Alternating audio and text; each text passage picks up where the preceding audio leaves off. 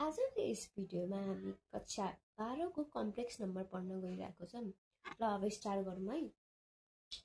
Complex नम्बरमा हामी first of all चाहिँ हामी पोलर फर्म पढ्छौं।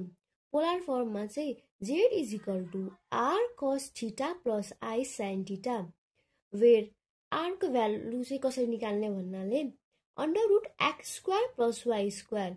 हजुरले सोच्नु भइरा होला यो x र y को भ्यालु कहाँबाट आउँछ र यो x र y को भ्यालु चाहिँ z सँग कम्पेयर गरेर आउँछ।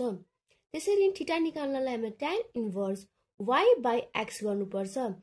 एउटा एक्जाम्पल बुझौँ है।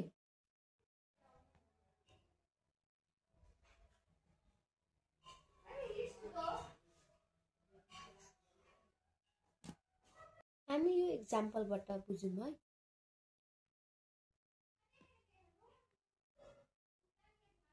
सरी सर, चाहिँ हैन लेट z = √3 + i गर्यो भनेर हामीले एउटा इक्वेसनमा हान्यो हैन। यसको पछि हामी यो इक्वेसन 1 लाई कम्पेयर गर्नुपर्छ।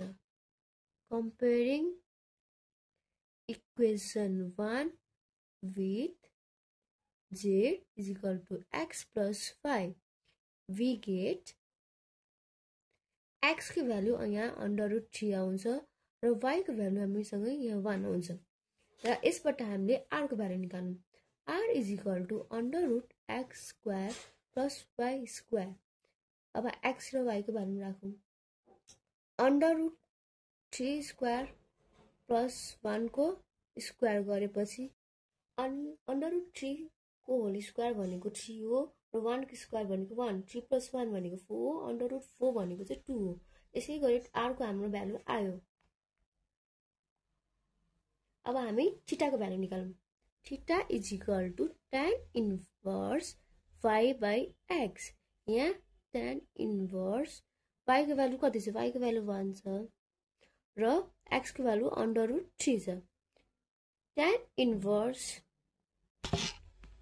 अनि हामीलाई थाहा छ tan 30 भनेको चाहिँ 1/√3 हो। त्यसैले हामी यहाँ tan 30। देयरफोर थीटा को भ्यालु चाहिँ हाम्रो कति आयो? 30। अब गएर यो भ्यालु अनि यो भ्यालु चाहिँ पोलर फर्ममा राखेर हाम्रो आन्सर आउँछ। In polar form z = r cos theta plus i sin theta. अब हामीसँग r र थीटा को भ्यालु छ। अब भ्यालु पुट गरौँ। 2 ब्रैकेट cos थीटा, थीटा को भ्यालु कति छ? 30 प्लस i sin थीटा को भ्यालु कति छ? 30। And this is the answer.